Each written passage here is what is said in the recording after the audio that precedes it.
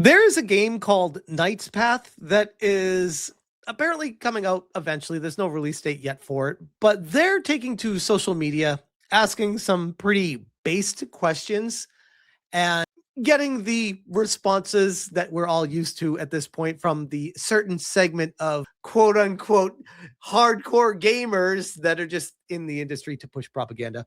Knight's Path on X says, how do you like female characters to be represented visually in RPGs? 10 out of 10, bombshell, almost 15%.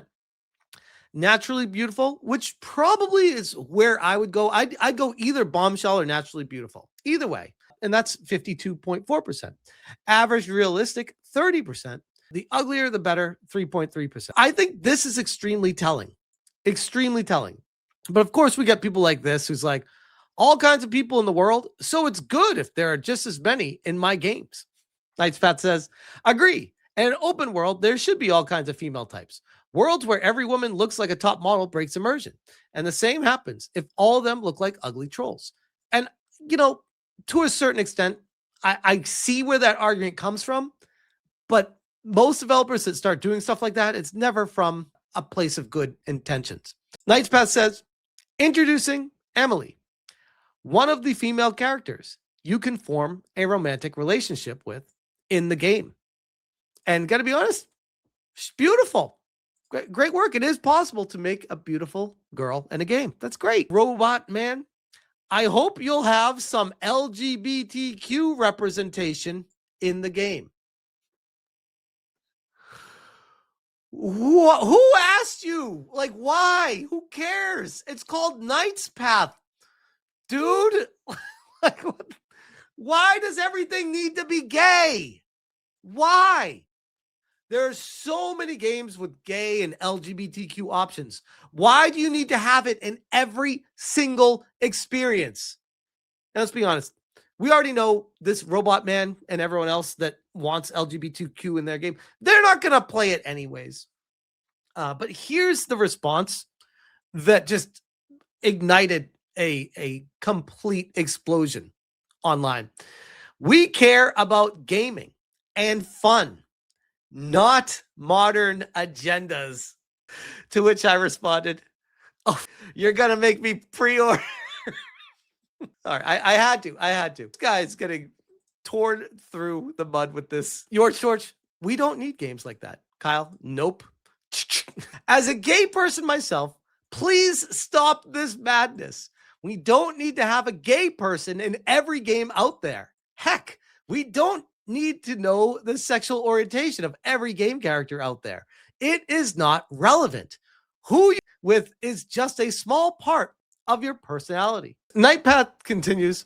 She is the result of a long collaboration between Eliska and Taegun, with the goal of creating a naturally beautiful female character whose appearance reflects who she is. Check Eliska's work on her ArtStation page. We will not include modern dialogues like this in the game, but this in particular, I always found super funny. Okay, but if you had to guess, roughly when do you think you'll be home from the war? Madam Savvy, can you drink with her and protect her from invaders?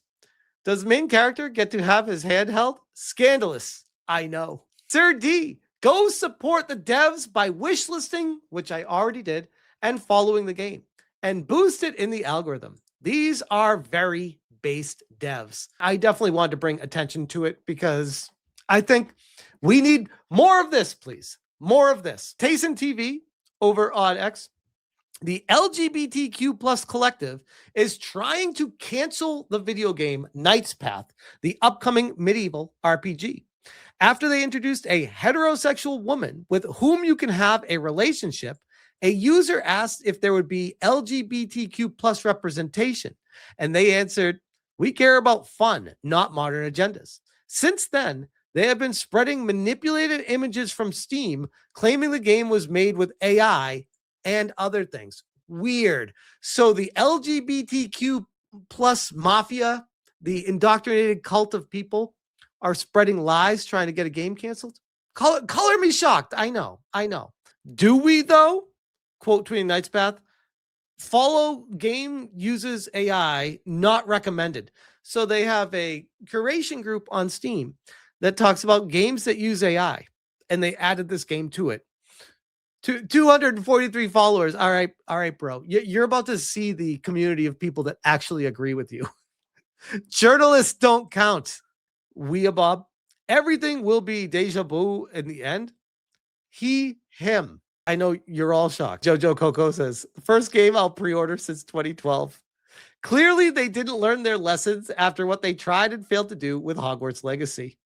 Yeah, I wishlisted it as soon as I heard the hullabaloo. Game looks interesting.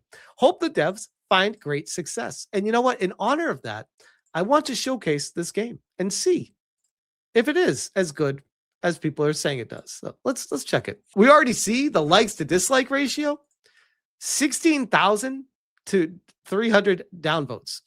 Now, if you thought that they would be trying to cancel this game, you would think this would be inverted right now, but it's not. And this already has 302,000 views. Knight's Path, a YouTube channel with just over 5,000 subscribers. Indie developers can't afford to buy this kind of attention. By being based, it's like free advertising. This is like a call to arms for indie developers. Be more like Knight's Path.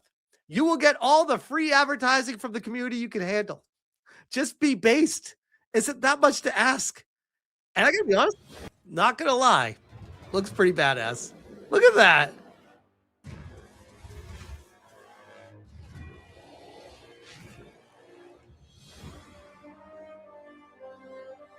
That's Knight's Path, and it says wishlist now.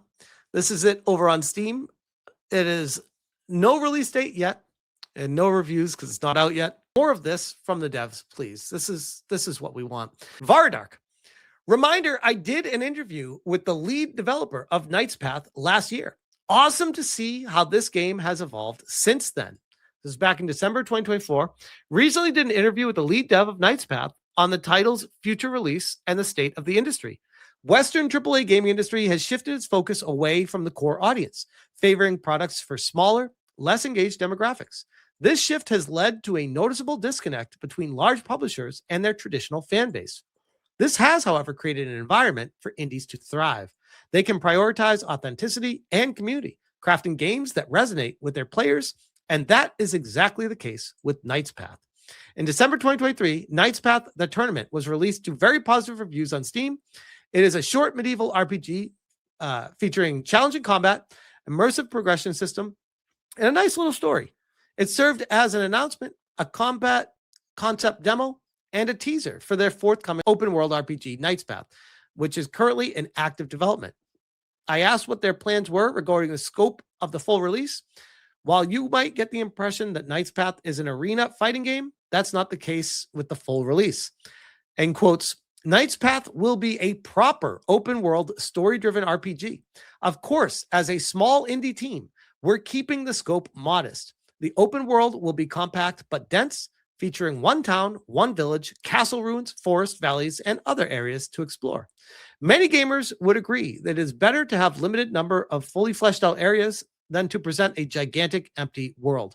This has been a major criticism levied towards recent releases like Pokemon Scarlet and Violet, and even modern Assassin's Creed, which I wholeheartedly agree with that one, which tends to rely on repetitive gameplay loops scattered across an overlay large map. It's all Assassin's Creed turned into. Go to point A, do B to get C, and then repeat, rinse and release over and over until credits roll. It's like this is the game. That's the extent of it. There's no point D, E, F, G. There's nothing. It's just A, B to get to C, which can feel more like busy work than meaningful exploration. I've always believed that quality over quantity is the best way to go. The team has also made this a priority with things such as story and weapons and weapon types. We plan to include 3 main weapon types: longsword, sword, shield, and bows. These will feature a full progression system seen in the demo, with skill levels such as novice, adept, expert, and master. Players will need to learn individual skills from different trainers to progress. In addition, we're introducing secondary weapons like spears, halberds, and polearms. These won't have RPG-style progression, but will still offer variety in combat. Regarding the story will be divided into 4 chapters, with each chapter offering around 4 to 7 hours of gameplay. As in the demo, the player character begins as a nobody, slowly learning how to wield a sword and eventually becoming a knight. However, the progression will be much more realistic than in the demo, where the peasant hilariously transformed into a champion in just 4 days. This is a far cry from many games that are released nowadays. In 2024 alone, at a glance, the AA release Flintlock, oh God, provided an average of 8 hours of content. Princess Peach Showtime at 10 hours, which, oh God, which to be fair, with Princess Peach Showtime, I did play through that with my daughter and we had a great time with it. Okay. So I'm a little biased that as a dad with a daughter, that was a good game. But yes, if I was just playing on my own, I'd be like, what am I doing with my life? Silent Hill 2 remake at 15. And the Game of the Year winner, Astrobot, holds an average playtime of 10 hours. A major issue with the industry is the way we're treated by the people who only have jobs because of our favorite hobby. In 2024, the gaming industry is forecasted to generate $208 billion, up 5% from 2023. Compare that to Hollywood, which is a measly $12.3 billion. That's crazy. Gaming industry employs 727,000 individuals in the U.S. alone. You'd think these people would have a little bit more respect for gamers. They don't care. It's a virus that's infected the entire industry. It's HR Karens, nose ring mafia, Smurf-haired people at the top, bringing like-minded and like-looking people into the company underneath them to ensure their own security and safety for the long term. Because there's no better way to ensure that you can stay at that job than if you bring people in the company underneath you that think exactly like you. It's also a way to destroy the company. But hey, here we are. This goes on and on. I will link this entire tweet in the description because this is a killer conversation from Vera Dark. So shout out to her for that. But this game, Knight's Path, is shaping up to be a surprise hit for all the best reasons. Knight's Path says, we have seen the comments comparing Knight's Path to Kingdom Come Deliverance, and we would like to address this openly. For decades, movie and TV and games have portrayed medieval times through a very stylized and often inaccurate lens. Because of that, when a game is inspired by historical realism, it naturally stands out and can feel unfamiliar or striking at first. We have a lot of respect for Kingdom Come Deliverance and are genuinely grateful for how it helped show the Middle Ages as they actually were. Same goes for projects like Lord's Manor, Half Sword Game, and Blight Survival, and others. All of them are doing incredible work by depicting medieval armor, architecture, and everyday life based on real history. Knight's Path, even as a low fantasy world, comes from the same place of respect for history, medieval architecture, and armor. Any similarities do not come from copying, but from drawing from the same real-world past. We honestly hope this approach continues to grow and even reaches the movie industry, so that one day seeing 15th century armor will feel as natural as seeing World War II uniforms on screen, not as something copied from another film, but simply as what people truly wore at the time. We're confident that over time, as we share more materials, and especially once players get their hands on the upcoming demo, it will become clear just how different Knight's Path is as a game compared to Kingdom Come. Thank you to everyone engaging, questioning, and discussing. It's been genuinely uplifting to see history and armor experts step in and support Knight's Path. We truly appreciate it. This is how you do it. Take note, lunatic indie devs and AAA developers that are at war with the gamers. Speak to your customers. Work with them. These are the people that are parting money from their wallet to purchase your game. And I could almost argue, even more importantly than the money, spending time. Time is the most valuable asset anybody has. Spending time in a world filled with games to the brim that are just waiting to have your time spent on them. This is the one type of thing that I look for. A studio that respects the player's time and money. And that is, it's good to see. I'd like to think that this game is going to be extremely successful, far more than their wildest dreams, just because they took a very based, down-to-earth approach to their customers. How is that a wild concept? How is that even hard? You know what it is? Developers coming into the industry, not to make a game to sell, but to push an ideology. And when they find out that doesn't work, they kick and scream, they run over to Blue Sky, and then they cry over there and then get laid off and go put the fries in the bag. The game industry is healing one game at a time. I'll leave that there.